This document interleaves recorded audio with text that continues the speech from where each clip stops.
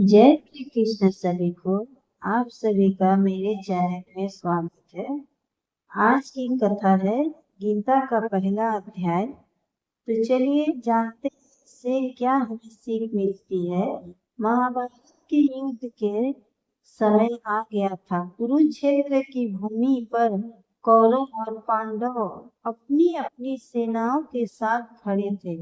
दोनों ओर शंख रच चुके थे और युद्ध आरंभ होने वाला था। पांडवों की ओर से अर्जुन अपने सारथी भगवान श्री कृष्ण के साथ रथ पर सवार थे।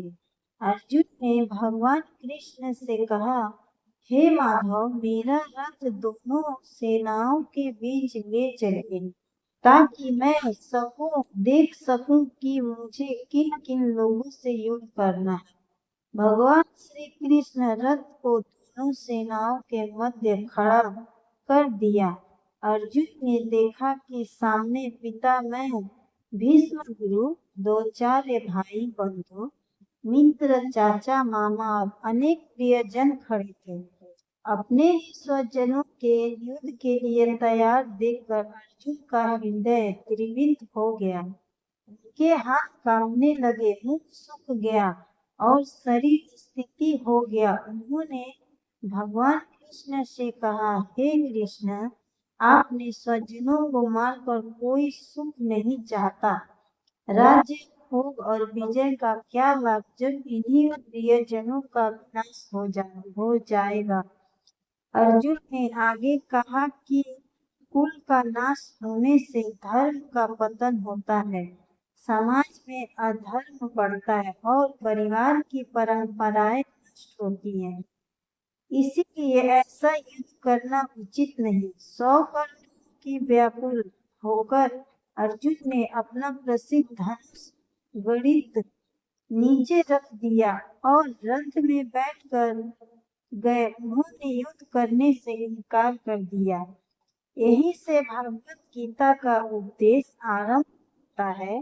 अर्जुन के साथ दुख और मोह को दूर करने के लिए भगवान श्री कृष्ण उन्हें ज्ञान का, कर्म, भक्ति और योग्य का दिव्य उपदेश देते हैं। प्रथम अध्याय में यह सिखाता है और 100 मनुष्य की बुद्धि को भ्रमित कर देते हैं। कठिन परिस्थितियों में सही मार्गदर्शन आवश्यकता होती है। आत्मज्ञान से भी भ्रम और दुख दूर होते हैं। भागवत गीता का आरंभ अर्जुन के प्रश्नों और उनके विचार से होता है। इस कारण भागवत गीता के प्रथम अध्याय को अर्जुन विषाद योग्य कहा जाता है।